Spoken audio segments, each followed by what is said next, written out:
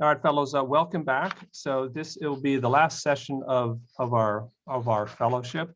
I'm just looking to have a kind of a freewheeling discussion. We have 4 experts who can talk both about the future of biomass and future of companies like Enviva and Drax. How or whether it will play into COP26. The short answer is no, but the long answer is a little more complicated. And then, kind of what to look out for with COP26. I assume many of you will be monitoring COP26 and covering it. I think some of you are covering it in person, and some of you will be covering it from afar, but we have a couple of experts who can really give us a sense of COP26 and what to look for. I'm going to start with brief introductions, and then I will go to each of the panelists for one kind of opening question. And then I'll have more questions, but I'll basically turn it over to the fellows. I'm assuming you will have lots of questions in advance of COP. And that's what this session is largely about, or partially about. We were both biomass specifically and COP generally. And so our speakers today, we are lucky to have 4 outstanding speakers. Michael Grunwald, he is a best-selling author and journalist who writes about government policy. He's the author of 2 critically acclaimed books, The Swamp, The Everglades, Florida, and the Politics of Paradise, and The New Deal, The Hidden Story of Change in the Obama Era. He recently left Politico, where he had done that excellent and very extensive story about the growth of wood pellets and the biomass issue. That was the one I sent you all the link for. And he's working on a new book about how to feed the world without frying the world. Neela Banerjee is NPR's first ever supervising climate editor. Before starting at NPR in April 2020, she spent 5 years as a senior correspondent at Inside Climate News, where she led the team that revealed how Exxon had conducted its own ambitious climate research as far back as the mid-1970s. We were lucky enough to have Neela on a webinar a couple of years ago talking about that reporting, and I'll be sure to send that link to all of you as well. It was great reporting that they did at Inside Climate News, and we learned a lot of techniques from Neela during that webinar. The Exxon project spurred public interest lawsuits, won more than a dozen national awards, and was a finalist for the Pulitzer in public service reporting. Mary Booth is the director of the Partnership for Policy Integrity, Science and Advocacy work on greenhouse gas, air pollutant, and forest impacts of biomass energy. And she has provided science and policy support to hundreds of activists, researchers, and policymakers across the US and the EU. She received her bachelor's and master's from the University of Massachusetts and her doctoral degree in ecology at Utah State.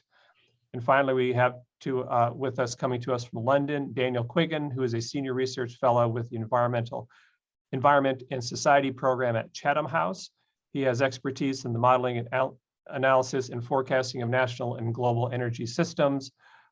He has a master's degree in particle physics and climate science and a PhD in energy system modeling.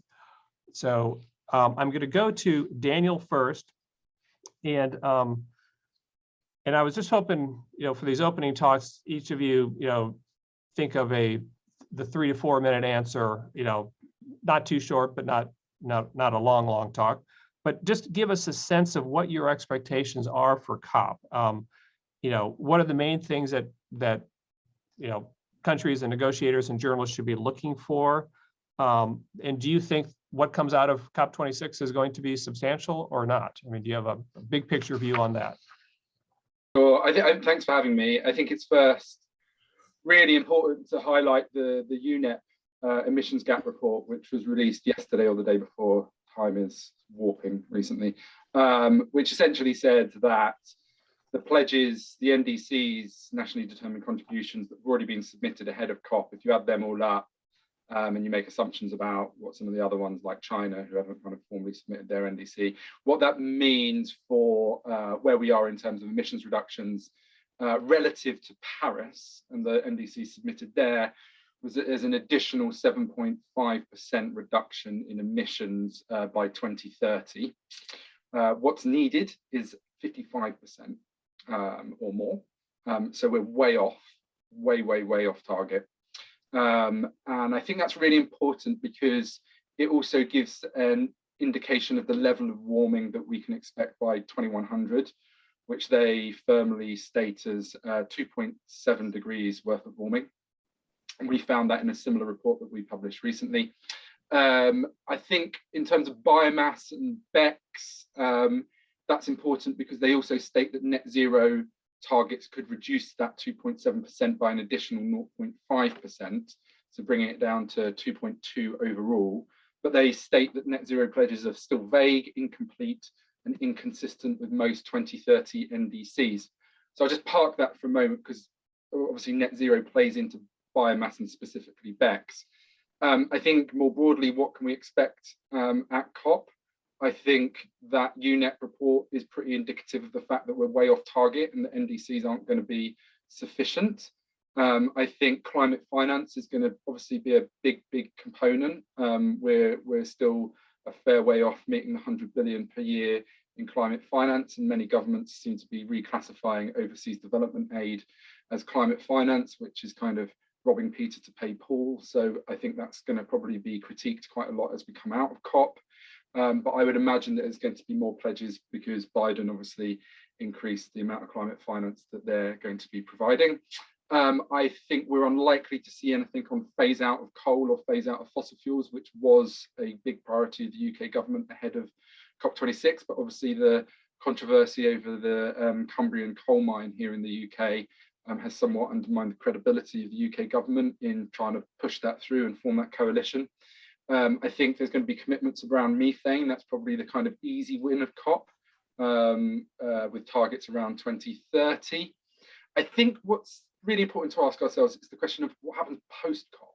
And I think that UNEP emissions gap report really is probably the start of that conversation. I think coming out of COP, there'll probably be a lot of narrative and a lot of critique around how the pledges aren't enough, and how net zero really is insufficient and vague. And many are starting to think that net zero really is a bit of greenwashing.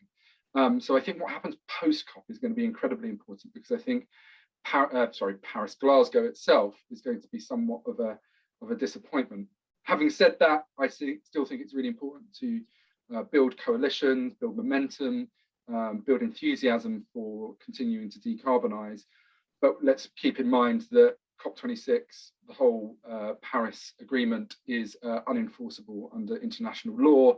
So what's really important is what happens for domestic policy, and governments really need to step that up. I'll just quickly touch upon biomass and BECCS. Under the IPCC's sort of middle of the road pathway, we would expect the amount of biomass being burnt in order to service the amount of BECCS that's being required under that sort of scenario, and indeed the IEA's net zero scenario, to massively increase. So we're talking about, relative to what DRAX in the UK currently burns, around a 12,000% increase globally. That's going to put huge strains on the supply of wood pellets, which really exacerbates the concerns and problems around carbon debt, and may well undermine the role that BECCS can play within net zero. And there's a whole plethora of issues around the externalities of BECCS, cost being one. Is it actually going to produce any energy at the same time as sequestering carbon is another? What implications does it have for food prices globally? You know, if this is going to be a scalable technology under net zero, which many countries have now signed up to, the scaling issues and the externalities of BECCS really will come to the forefront.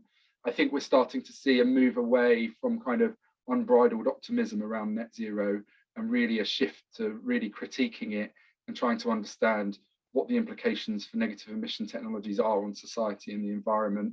I think I'll leave it there in the interest of time. Maybe some of the questions, maybe there might be questions that we can expand upon afterwards. I'll leave it there for now. Thanks. Okay, so thanks. And just very quickly for our fellows who don't know, give me a sense exactly what is Chatham House?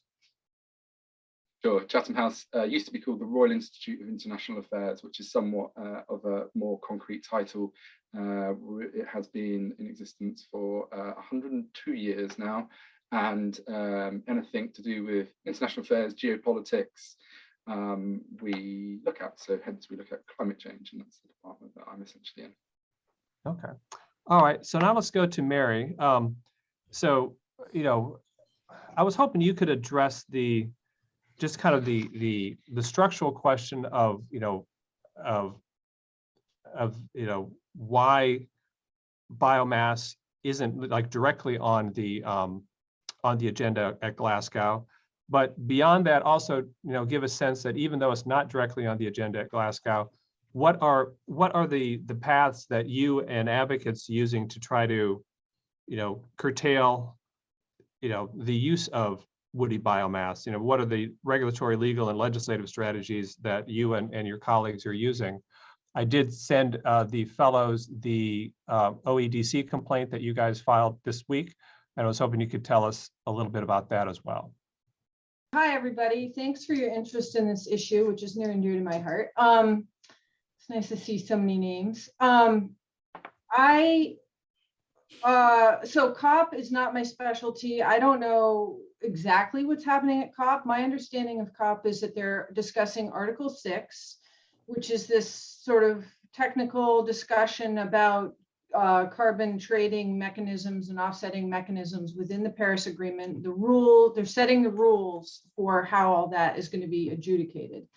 And so the thing about the Paris Agreement that you guys probably already know is that it's very non-specific about, it's like a very open-ended kind of choose your own adventure, aspirational approach to mitigation. And so member states have a lot of discretion in how they achieve their climate targets. And unfortunately, as I'm sure you understand by now, because you've heard some really great speakers, I understand, bioenergy is, because of the way the accounting is done internationally and the rules that the IPCC set up and the UNFCCC adjudicates, bioenergy emissions are extremely hard to characterize because they're not officially tracked in the energy sector, and the carbon that's being sucked out of the land sector by all kinds of forest harvesting, not just for bioenergy, is not really reflected in the accounting. It just sort of goes missing from the accounts, but it's not, there's no like line in the IPCC accounting that says this is how much wood was burned for energy.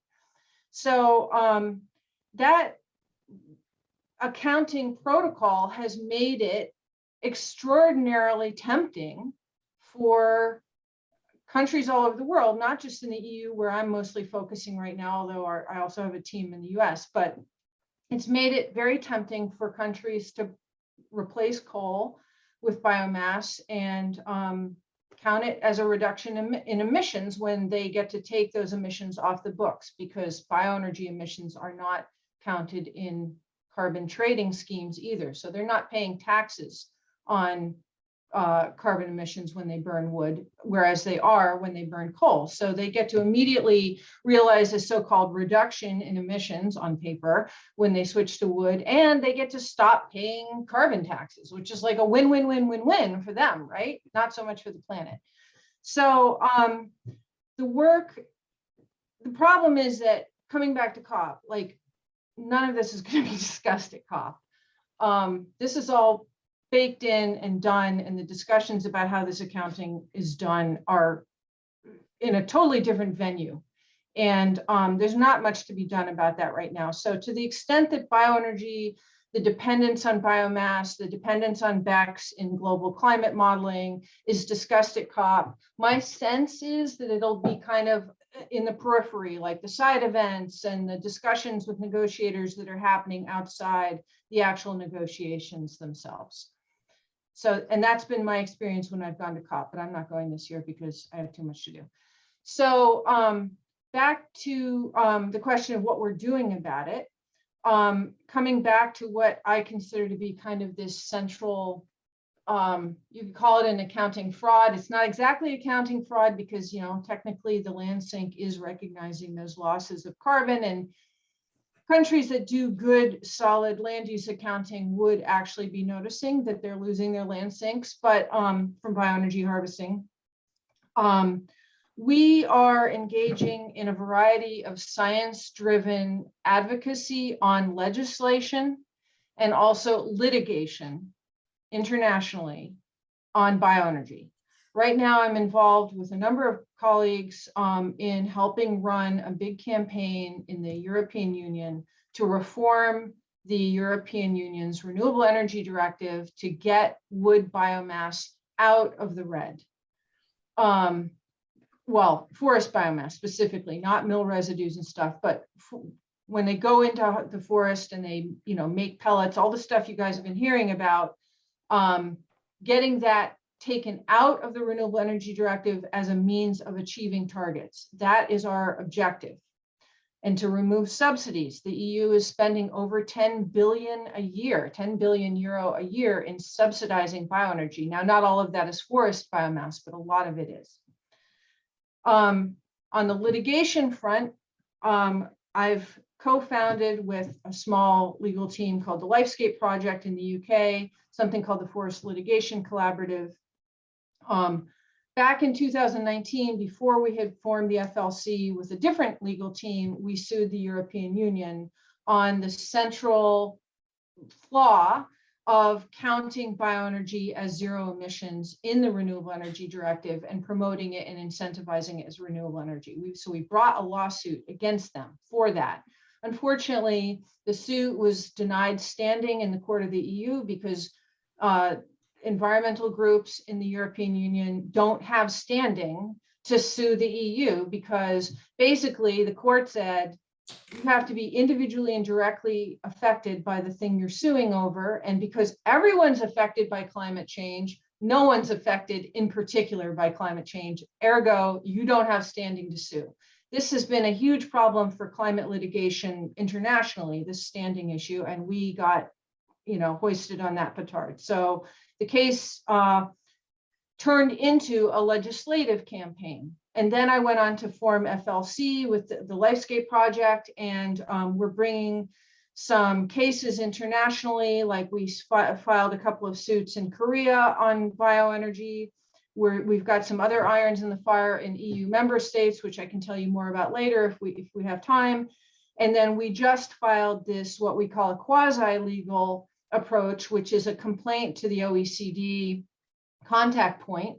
On the OECD publishes guidelines on responsible business conduct, which means you shouldn't lie to your consumers if you're a multinational enterprise. And we wrote a greenwashing complaint against Drax, saying that effectively they're advertising themselves as a zero carbon climate benefit to the, beneficial to the climate, beneficial to forests, it was wind, all this tree cutting is great for the environment.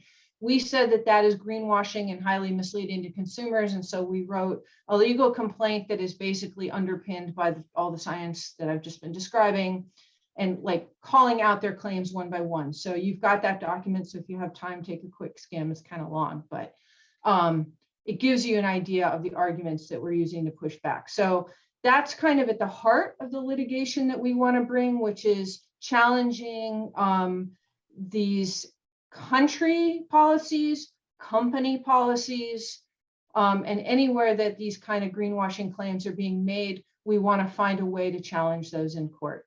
Sorry, that was so long.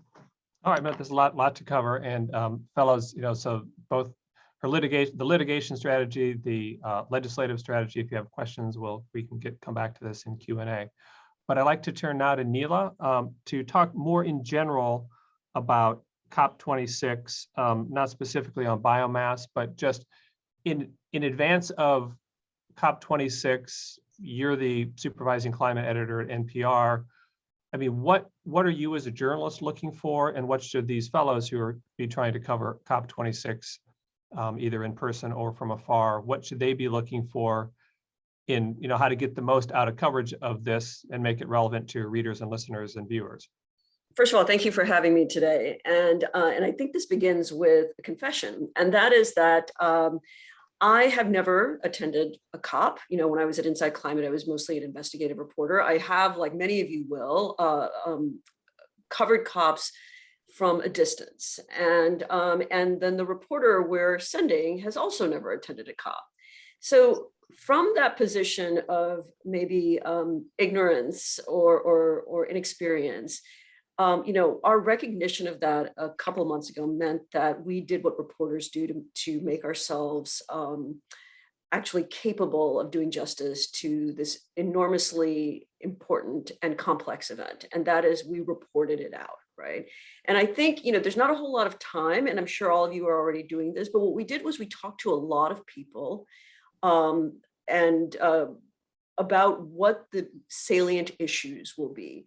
Everything that Mary described, and Daniel too, about, there's sort of there are meetings sort of inside the bubble, this sort of plenary sessions and negotiations and so on, and then all sorts of discussions outside. We're aware of that, and we're also aware that no single reporter or team of reporters can get their arms around it. But the main thing is to identify the big issues going in. And I think there, especially as a US outlet, there are several big things. So obviously, the biggest issue is the fact that the world is falling short in reducing its emissions, and there will be a push to offer more ambitious goals going forward. And watching it from our vantage point, what's interesting to us as American journalists, and I think this is something to think about, is that we're watching the Biden administration, which declared that it was back and it was going to do all these ambitious things on climate, really falter as they go to Glasgow. And so what is that going to mean for the ambitions other countries, especially big polluters, bring to Glasgow? What is it going to mean for the American hand that's going to be played there? So I think for us that is an important through line to follow, right? That not just the NDCs, but the sort of faltering American campaign, its effect on the NDCs and on the Americans' ability to get anything ambitious done. I mean, we were talking, I think Daniel mentioned methane earlier. Well, the latest reports are that there was going to be a methane fee in the legislation that the Democrats are discussing that includes a lot of climate initiatives. And Joe Manchin is also against that methane fee. Now, there are other regulatory steps that the Biden administration can take to get, especially oil and gas, to cut methane. So there are things to look for. Methane is also going to be something we're going to follow. And then I think the other issue that is central to us, and it's doable for you from a distance, is elevating the voices of the people from countries that are going to be that are already severely affected by climate change. And in watching other COPs before, there was a lot of focus on small island nations that will be inundated by sea level rise, that will basically lose the places that they live. But and I think that's important. But what I found problematic about that, it was that, especially at American audiences, even NPR, where people are quite educated, we're still a rather provincial country. So people are like, where's the Marshall Islands? Why should we care?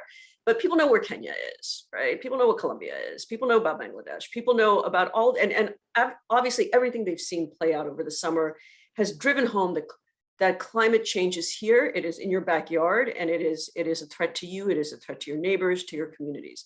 So we're trying to elevate those people's voices, and not just about what we stand to lose as a country or how it's going to affect people, but really trying to find individual characters who will talk about what's been lost for them. And they are activists who might be home and watching it from a distance. They might be activists who are attending. And if you're doing this remotely, you're probably getting tons of emails from all sorts of organizations, and take them up on it. Especially try to find people who are from developing nations, who are going to be feeling the disproportionate effects of climate change, and then as part of that, there's a whole discussion about climate finance, which is supposed to be some kind of instrument of justice. It's not just what we've been learning about, and maybe all of you know this already, is that not only is the money lacking, but a lot of the money that's been given has been in the form of loans, and developing countries want it in the form of grants. Just give us the money because you've done this damage. So the discussions around that will be quite interesting too.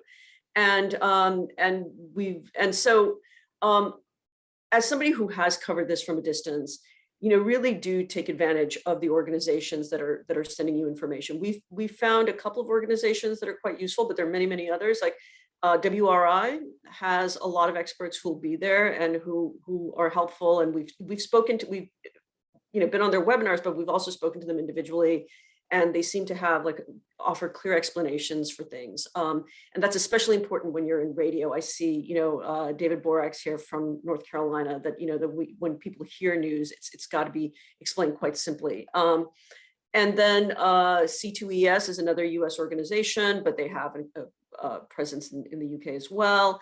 And then there are others, Union of Concerned Scientists. These are all, US groups, because it's easier for us to talk about that, especially because of what's happening with politics, climate politics in the US. And I'll just stop there, but that's, it's imminently doable. And I would urge you not to just focus on the US. And if you do focus on the US, bring a measure of skepticism. I think, as Daniel said earlier about, is net zero really a form of greenwashing? Bring a measure of skepticism and some hard questioning about what's doable, and what's doable during COP and after. So I'll just leave it there. All right, Neela, thank you very much. And if you have more specific questions for Neela, we'll come back to Q&A in just a little bit after we hear from Michael.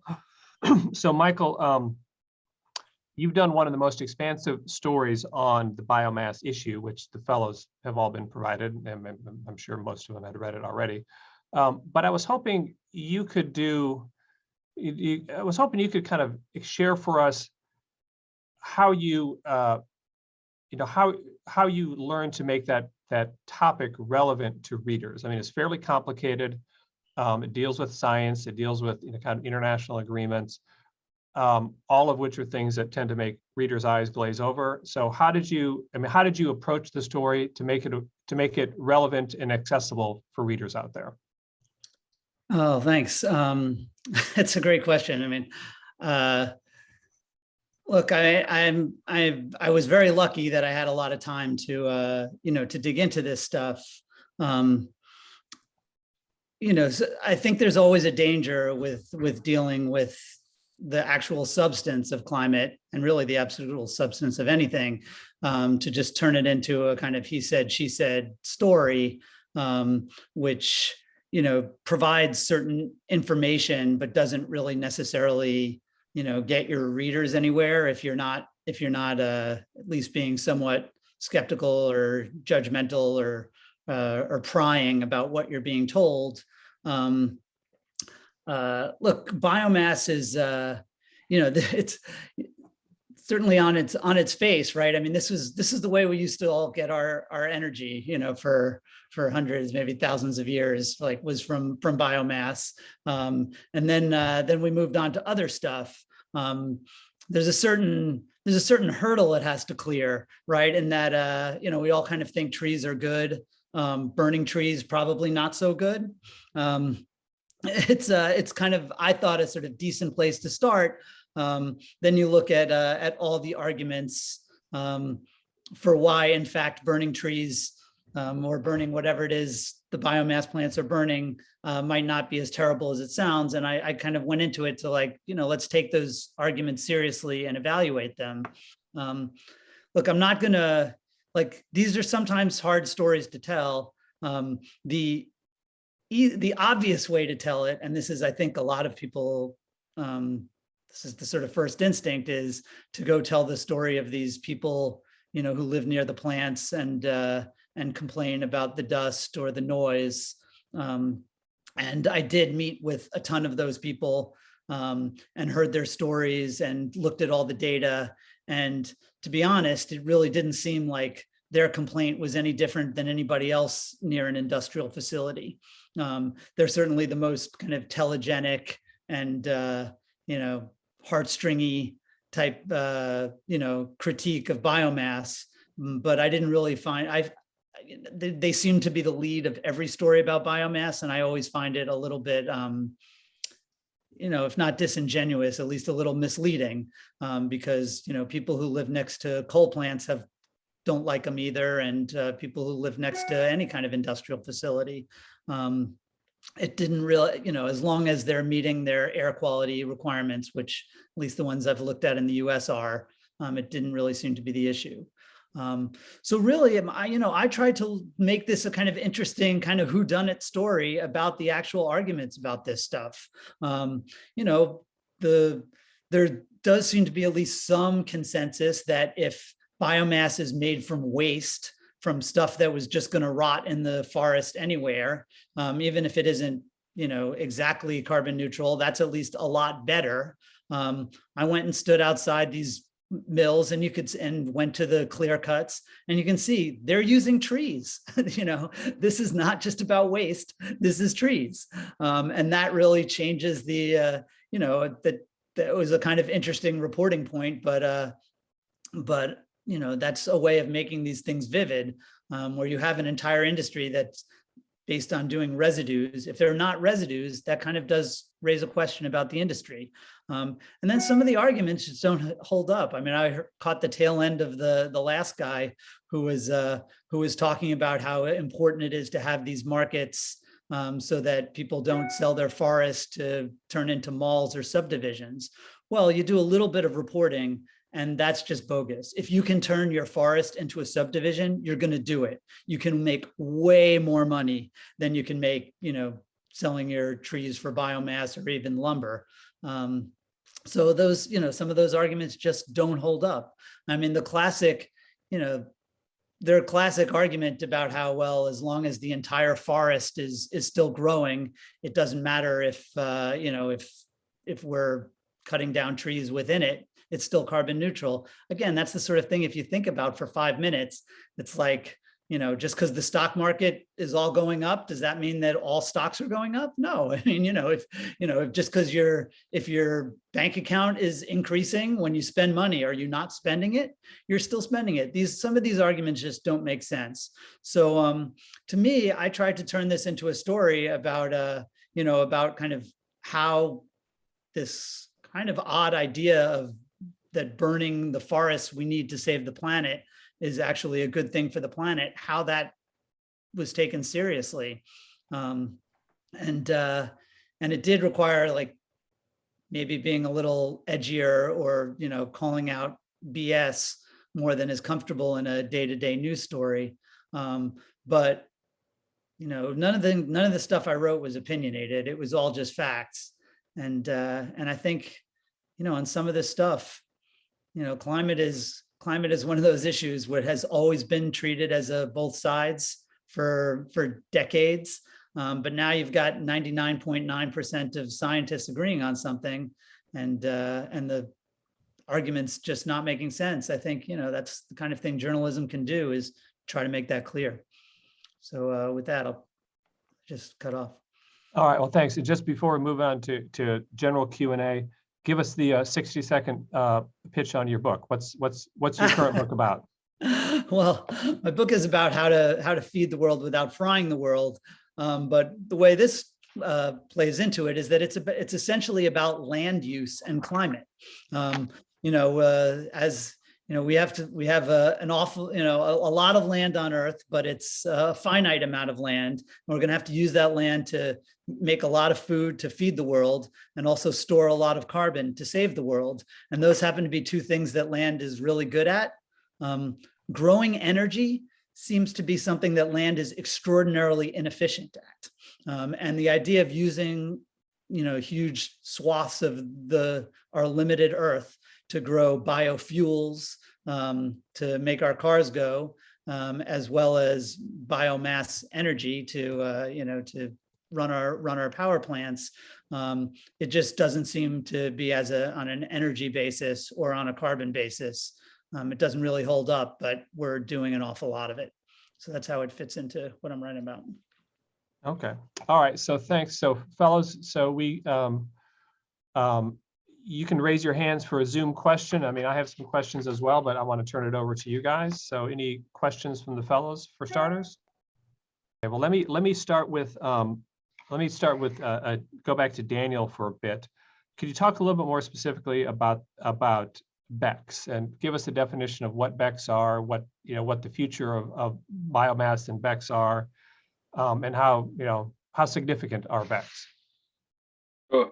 So I think the first thing to say is obviously net zero is the difference between trying to achieve something that's absolute zero and still having emissions, and balancing that off with atmospheric removal of CO2.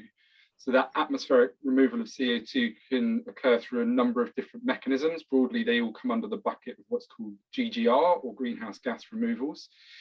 That then breaks down into what broadly are called nature-based solutions. So say afforestation or restoration of peatlands, planting mangroves, sort of more natural processes, and what's called negative emission technologies. And those contain BECCS, bioenergy with carbon capture and storage, and another technology, another controversial technology called direct air capture.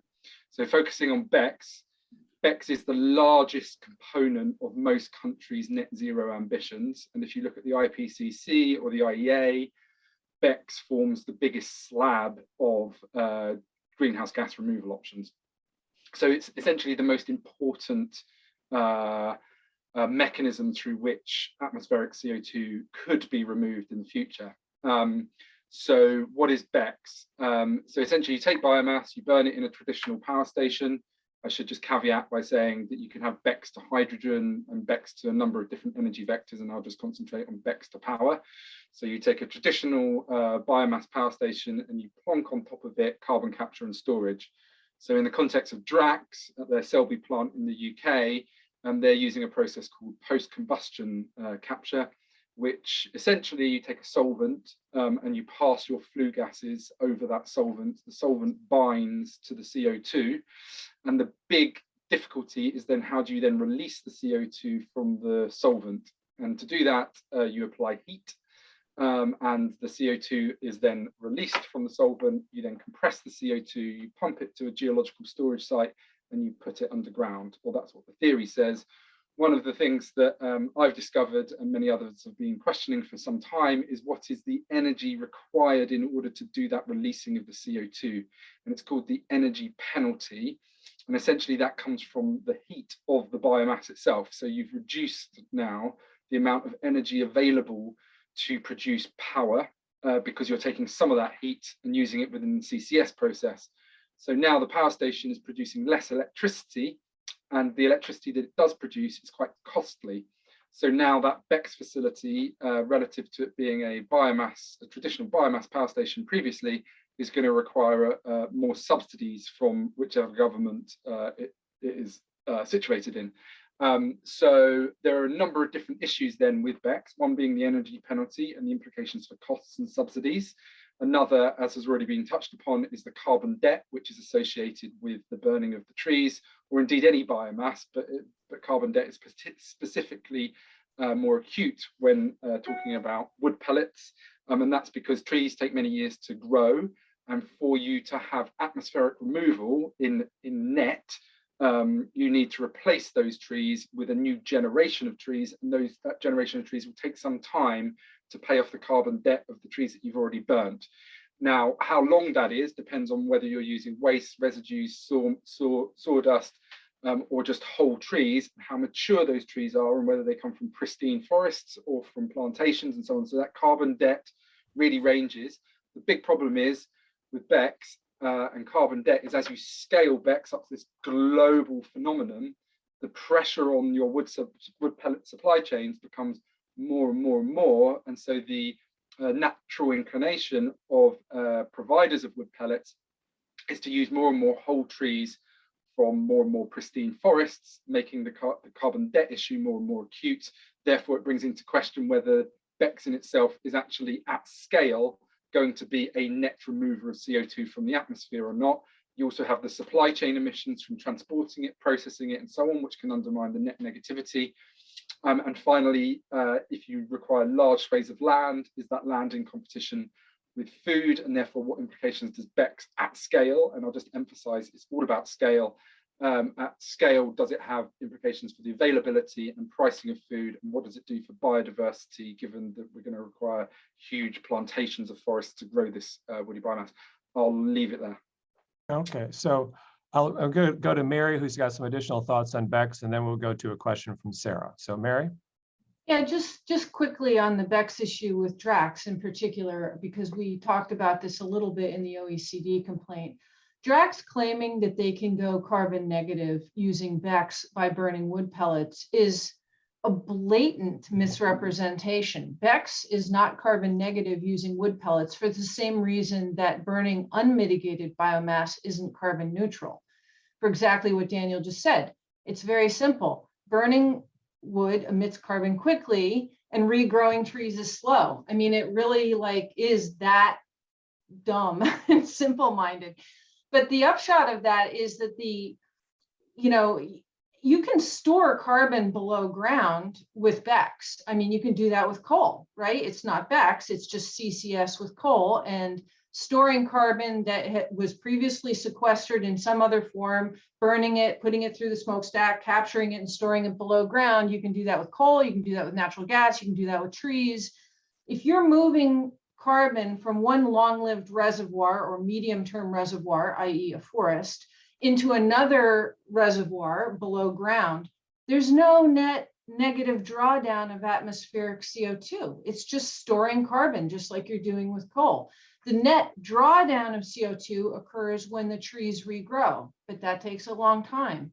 So for Drax to be claiming that they can achieve net negative emissions by 2030, burning wood pellets is a blatant misrepresentation. And I really want to urge people in general, and especially journalists, to recognize that the key thing about CCS with BECCS as opposed to CCS with coal is that with coal, you're just storing carbon. You're trying to achieve a true zero emissions situation where you're just not letting the carbon enter the atmosphere. The claim with BECCS goes a step beyond that, that not only are you storing that carbon, but you're drawing down more carbon from the atmosphere and capturing carbon that's in the atmosphere now and parking it below ground, which is what in theory biomass can do for you. But if you think about it as like a short, like say an annual crop that's acting like a carbon pump, where you grow the biomass, quickly burn it, store it, grow the biomass, quickly burn it, store it on a yearly basis, that in theory has the potential to pump carbon below ground, but burning trees doesn't. I say in theory because of all the things that Daniel mentioned about the energy penalty, the leakage, all the uncapturable emissions associated with growing and processing and burning and transporting biomass, which ends up being a lot. So it may turn out to be that you are storing about as much as you're emitting, in which case you're just going through this useless running in place exercise that isn't accomplishing net negative emissions.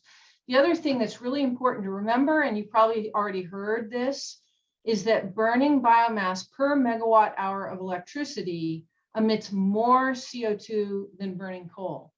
So when you use CCS with biomass instead of coal, you're actually increasing the amount of carbon you have to store below ground per unit energy generated at the power plant that has the CCS attached to it. And it's expensive. And I say it's expensive. No one's actually really done it yet with biomass. I mean, it's just all very theoretical, but we think it's going to be really expensive. And so if you have to do a lot more of it per unit energy when you're burning biomass than you're burning coal, why not just do it with coal? I mean, I'm not an advocate of continuing to burn coal or using it with CCS or anything else, but it's a legitimate question of why are we going through this exercise, like this Potemkin exercise of pretending like we can accomplish net negative emissions using biomass? Well, I'll tell you why. Because the UK government is about to offer billions and billions in subsidies for doing this. And the Drax plant knows that their regular subsidies for biomass are drying up in 2027. And so they need to find a new, teat to latch onto, and this is it. And they're lying all the way to the bank on this. So take a look at the report, the OECD complaint, if you want to understand more about what they've been claiming and why it's false.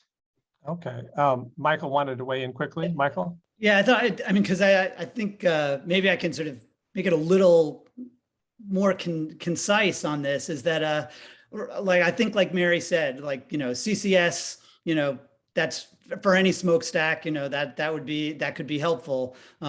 Biomass, what we know is that it's less efficient than than coal. So yeah, CCS for coal would probably be better. The whole point of biomass, the reason anybody would want to use it is that it's supposedly carbon neutral. And that's because you're growing the stuff and, as well as cutting the stuff. But again, it's pretty obvious when you think about how, what Daniel has said about what the world needs. I mean, we're going to need more trees. We're going to need, we're going to need more carbon removal. A more, if you're thinking about what's the best thing for the carbon, you can grow the tree and not burn it. That's the sort of alternative. And I think for all climate issues, there's always the compared to what question.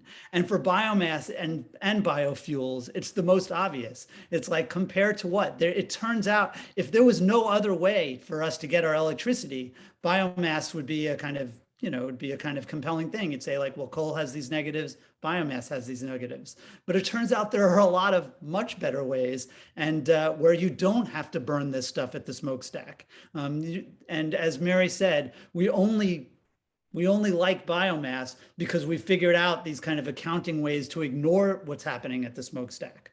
But as journalists, we don't have to ignore it. Okay, so let's go to just a heads up on time. If you have a question for Neela, she needs to drop at 9:30. So if you have a question for Neela, get your hand up and we'll work that in. But let's go to Sarah right now for a question and tell the folks where you're from, Sarah. This is Sarah Gibbons, and I'm a writer at National Geographic.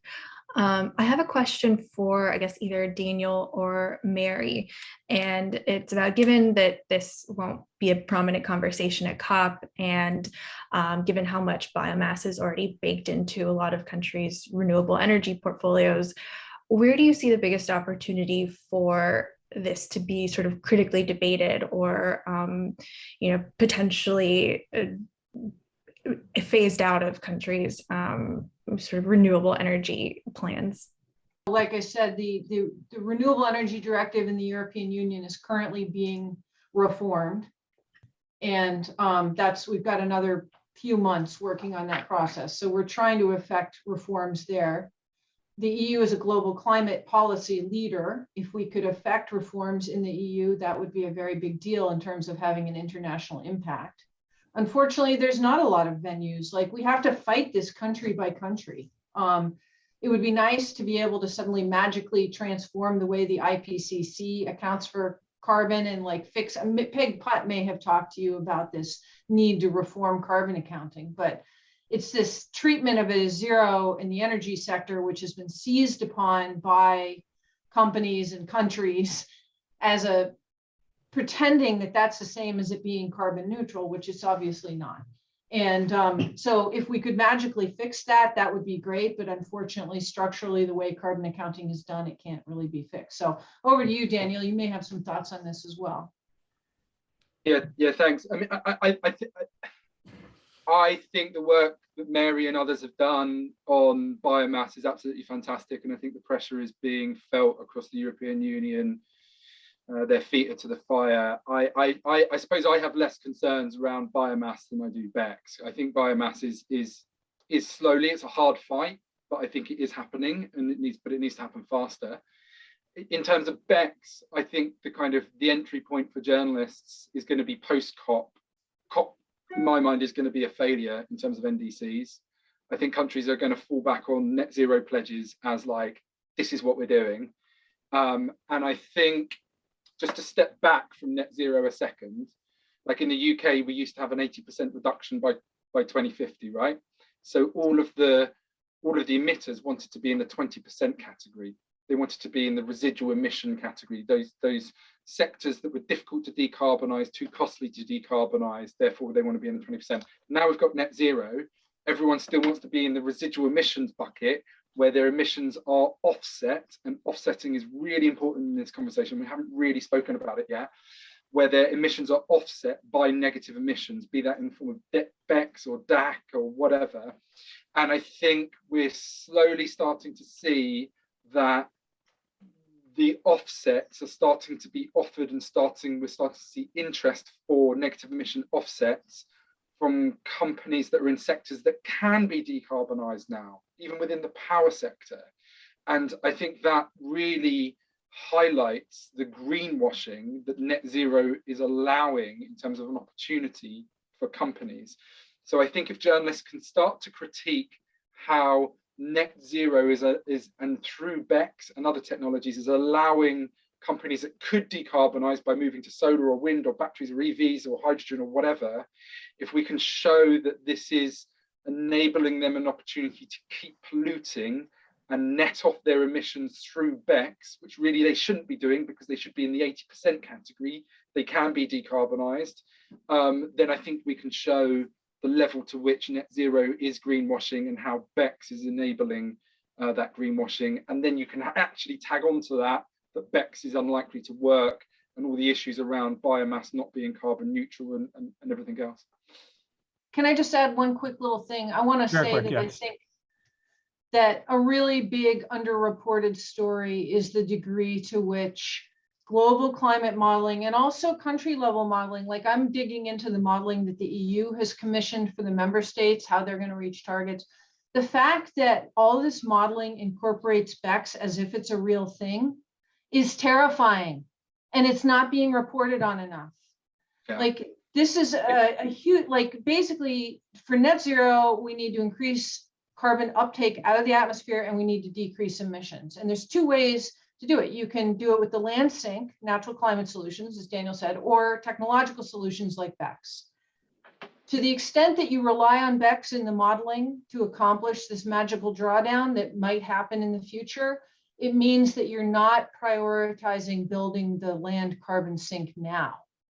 If you're not prioritizing that, it means that you're like, we're just going to keep doing biomass.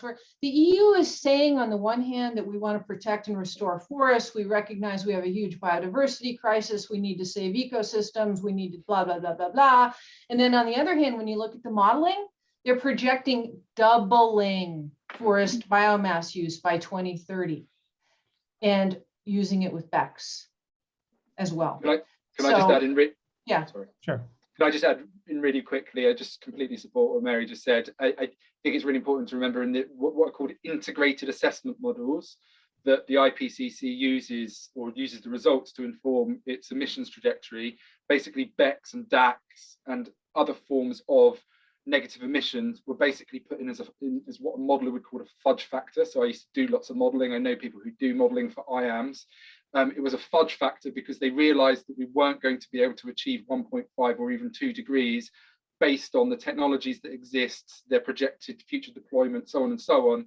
So it just became a catch-all term to make the models square off to keep below 2 degrees, basically. And now it's become, rather than a fudge factor, something that's just believed. It's been which is insane. Okay. All right. So let's David has his hand up. David, does your question happen to be for Neela? Otherwise, I want to ask her one before she leaves. No. Okay, so let me ask a question for Neela, and then we'll go to David because Neela needs to leave in 6 minutes. Neela, Neela's still there? Oh, yeah, there she is. You went. This is kind of a big picture question, not directly related to COP or to biomass, but you went from Inside Climate News, a very kind of dedicated news outlet with, I'm sure your readers were kind of intensely interested in the topic, to a broad-based audience at NPR. Are there things that you've learned about how to kind of make people pay attention to and care about climate stories that now that you're kind of you need to appeal to a much broader audience than you did before? Sure. I think the first thing I'll say is that my job exists because it didn't exist before at NPR, because the NPR audience told the network that they wanted just broader coverage of climate beyond what the network had historically done. It was covered out of the science desk as primarily a science story, and my job exists to infuse climate coverage throughout our other desks to help member station reporters with climate coverage, to work with podcasts, to work with shows, and so I think part of it is that it's actually trying to marry what reporters are willing to do and give them the confidence to do it with what the audience actually wants. And the audience wants more, and they want more accountability work, which our reporters are doing. I mean, one of the things that we've done over the last year is just we've hammered away at what flooding does to, well, basically, we've hammered away at the fact that there is very little information available to people in the United States about where flooding occurs, what happens to them in the aftermath, who really benefits from flood insurance, all of these things. And this is, it's different from what NPR used to do before. So I think that, that is the goal, and it's still, I'm a year and a half into this job, and there's still a lot of work left to do. And I think one of the reasons they hired me is because of my experience as, both as doing accountability, investigative work, but even before that, when I was at other mainstream, most of my career has been at big legacy media, that I know how to write about national security and climate, right? I know how to write it. If somebody wants to talk about climate in Russia, that's where I was a foreign correspondent for 10 years. So I can talk to you about situations there. So I think that is the goal here. And it is about making sure my colleagues, they know that climate is a factor in stuff that they're reporting on. They just don't know how to do it. And so you're supposed to, as an editor, make them comfortable with doing that, with the framing, with sourcing, with back readings, radio scripts, and stories. So anyway, so I can stop there. Okay, so let me ask one. You need to go in 2 minutes. So I have a couple of minutes. Okay, so we have a question from Jorge here, and I'd like to put it to both to Neela and to Michael, and then David will get to your question. Jorge asks, what's the best way to introduce climate stories to people when they aren't used to all the terms, concepts, and data? Any general suggestions for that? Mm-hmm. So one thing, so a couple of things. One is that NPR, and I can find this and put this in the chat, just bear with me for a second. NPR actually has a training guidance document that we use, and we have shared it with, we have it on our website, and I think we've shared it with member stations, and we also have shared it with Covering Climate Now, which is this consortium of all sorts of media organizations around the world to give them to build their capacity to cover climate.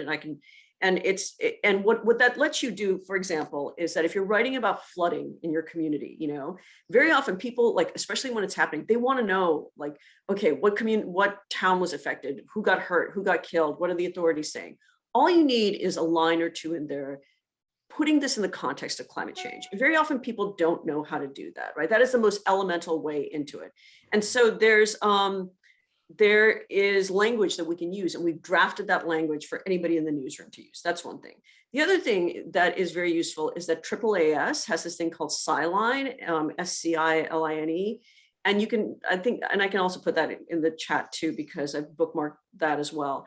And you can go in there and find ways to discuss climate. So you don't need to use complicated terms. You can just talk about how scientists say that, for example, the terrible flooding that we saw in Central Europe this summer, that this is in line with projections of what climate change will do to Central Europe over time. It's obviously already happening. So it's that kind of thing. It doesn't, I don't know if that answers Jorge's question, but that's kind of there are resources out there, and scientists really do want to get that across. And the last thing I'll say is, if you're doing something rather specific, right? Do you guys remember there was a lake in northeastern India? It was a glacial lake, and or a dam rather, and it broke. And the question was whether climate change contributed to that with rapid melting of glaciers and whatnot. And so there's this thing called the Climate Science Rapid Response Team, and it's climatesciencerapidresponse.org or something like that. You can look them up, but it's a network of scientists, of climate scientists, who are ready to answer questions for you. Sorry, that's my timer telling me to leave. Who can answer questions for you. I see a chat, Elizabeth, I'll put it in the chat right before I go. Basically, the hearing's going to go on for a while, and I'm just trying to avoid the stuff, the opening comments by the members of Congress. But so and what you can say is, you know, you can ask for, like, I need somebody to talk to me about, you know, glacial lakes in India and flooding and climate change, and they will find people for you. And I think scientists want to get their message across. And if you approach them with humility and you say, look, I don't know that much about this, my audience doesn't know much about this, you know, can you just explain it to me in simple terms? And they'll do it. In my career, I've run into like maybe 2 scientists who are jerks about that. Most people really want to get their message across to you. So there are resources to help you explain phenomena, explain things that are happening in your community and in people's lives, but in accessible terms. I'll put those in and then I'm going to hop. Thank you. All right, Thanks for so having thank me. you very much. Those tips are perfect. That's exactly what we're looking for. So thank you for that. Michael, do you have general thoughts about how to make it accessible? Yeah, I mean, again, you know, this may just be my idiosyncratic approach to this stuff. I know, I mean, I do think, you know, kind of standard journalism 101 would say, you know, bring it home to people, make it real, you know, show them that it's happening in their community. Maybe I'm sort of overliving. I mean, it may just be that I'm sort of an asshole. And then it may also just be that you know, I'm living in Miami, which is supposed to be ground zero for climate change. And, you know, every couple of months, some reporter will come down here and do their, you know, kind of parachute in and write their like Miami is drowning story. But we're not, you know, I mean, like, you know, the fear is that, you know, the reason Miami is important is that because we're going to drown, or we might drown if we don't do stuff. But, you know, they come and show that there are some puddles in the Whole Foods parking lot, and they say, see, climate change is a disaster. And I think people naturally sort of say like, well, that doesn't really, if that's the disaster of climate change, it doesn't really look that bad. I'm more from the, you know, I kind of stipulate that, you know, climate change is a disaster, and, you know, and this is, you know, this is our home. It's the only planet with pizza. We kind of want to save it, and then try to cover it like any other policy story, which is, you know, where the stakes are very high. So kind of what's interesting about the policy stuff. And, you know, one thing, I first stumbled into the environment writing about the Army Corps of Engineers, which had, you know, incredible Republican and Democratic support. Everybody loved the Army Corps. And I was kind of writing about how they were, you know, even though their bills were all passing 100 to 0, their projects were economically and environmentally crazy. And I think in climate, there's a lot of stuff, and, you know, since we're talking about biomass, and I think biofuels falls into the same category, there's a lot of valuable stuff that reporters can do to show that bullshit is bullshit. And that's interesting. I think, you know, in a way that, you know, somebody's getting flooded somewhere, which is granted like an extremely important story. I've never been able to tell maybe in as compelling a way as it should, but I do think that there's a lot of areas of, you know, one thing journalists are pretty good at is, you know, distinguishing the rhetoric from the reality. And climate is an area where there are these gigantic gaps, and this happens to be the area we're talking about, happens to be an area where there's just gaps between policy and science that are wider than, you know, any other part of the climate world. Okay, so thank you, and excellent points as well. So now let's go to David.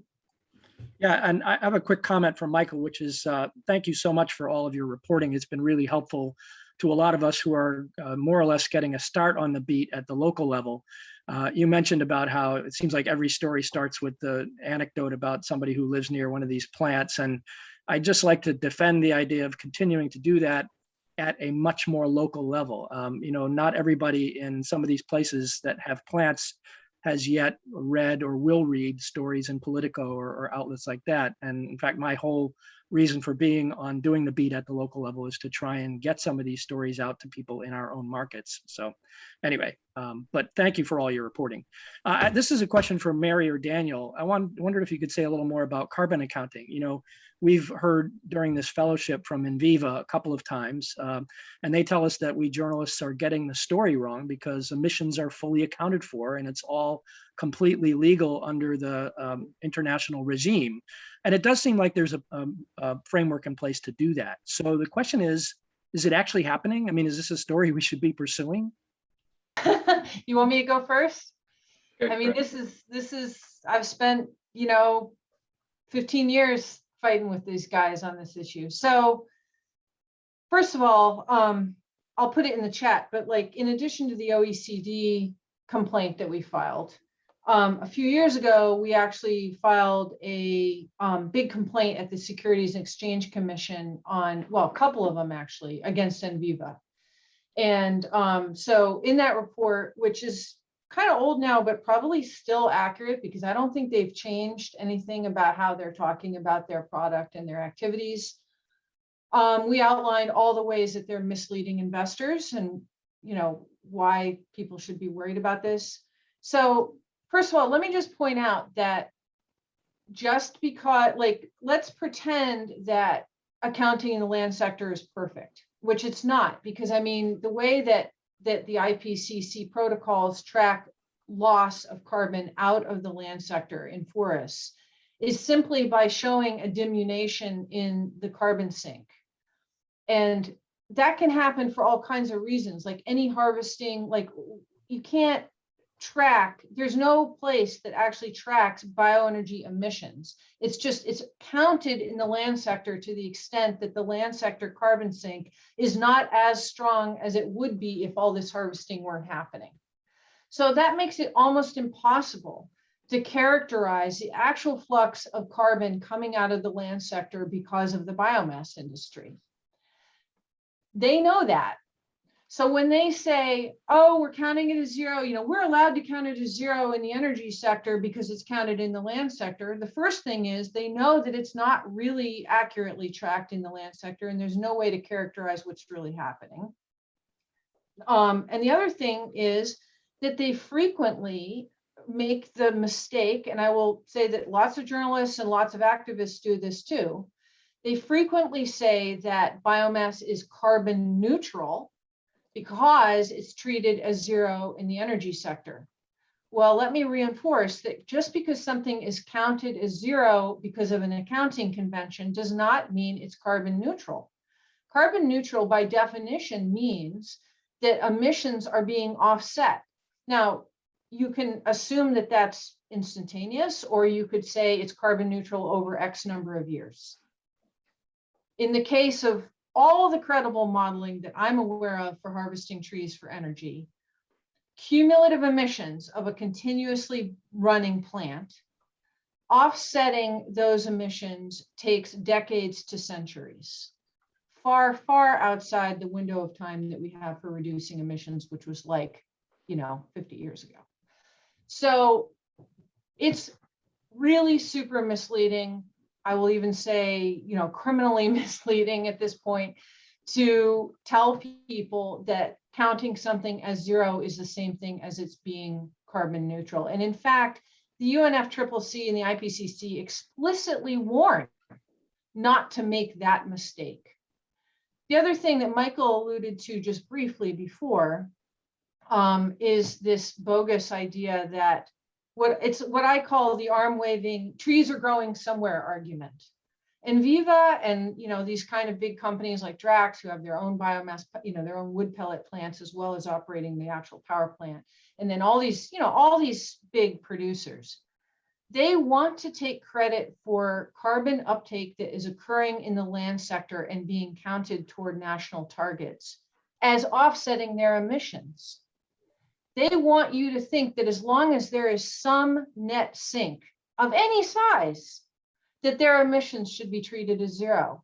Michael used a really good analogy earlier that, just because your bank balance is increasing, does that mean that if you're spending money, you're not really spending money? I mean, an analogy that I use is like, say you have a lot of accounts in a bank. Think of forests as different accounts in a bank.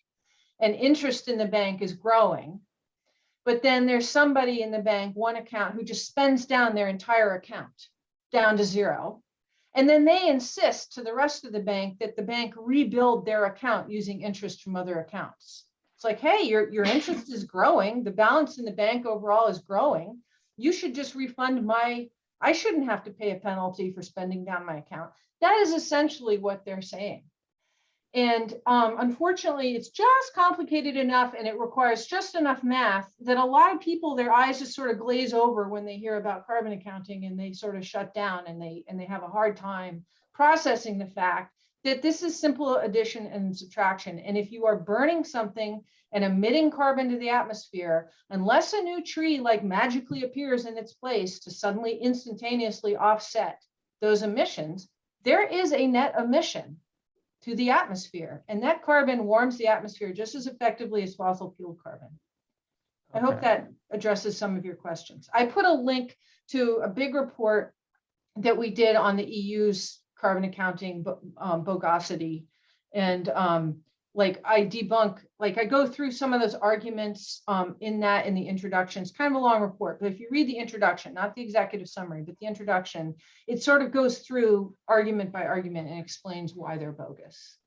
Okay, so we Can I just jump in and very briefly add to what? yeah, Mary very said? briefly. Yeah, And very then- briefly. Which is that, like, I think it's really important to remember remember that the UNFCCC accounting procedure for greenhouse gas emissions is not complete. It never will be, because the science of what your sources of carbon emissions are, particularly from the environment, particularly from natural processes, land-based processes, is really difficult, and we still don't understand the science. Like, scientifically, we don't get it yet. And secondly, that you have to be a signature to the Kyoto Protocol in order to be obliged to report land-based emissions. Not all countries are signatures to the Kyoto Protocol. So if you're not a signature to the Kyoto Protocol, those land-based emissions are not going to end up. So if the UK is importing from a country that is not signed up to the Kyoto Protocol, that won't be captured within the UNFCCC accounting procedures. So, you know, it's pretty blindingly obvious, really, that like there are loopholes within the system, but the atmosphere and the climate system doesn't care about loopholes. Right. Right. If I could just again, like to maybe this will be the last comment, so you can have it, Michael. This will maybe also make it easier. Remember, the industry has a response to what Mary just said, which they claim, oh no, well, all these forests are only growing because we have a demand for their biomass. So which essentially, like, our cutting the forests actually makes them grow more. Which again, the classic example is, then why do we recycle? Right? We could just not recycle our paper, and then there would be more demand for wood, right? And then the forests would grow more. But so these arguments really just don't make sense when you tease them out. But ultimately, you know, that Europe, it counts zero at the smokestack. So that, and it's subsidized at the smokestack. So the people who are at the smokestack are going to want to do a lot of it. And then they're like, well, you know, we'll let the land side can figure that shit out. So, you know. Thanks to the three of you. And we'll have resources from this panel discussion posted to our website later on, including the great journalism and resources that you three have provided.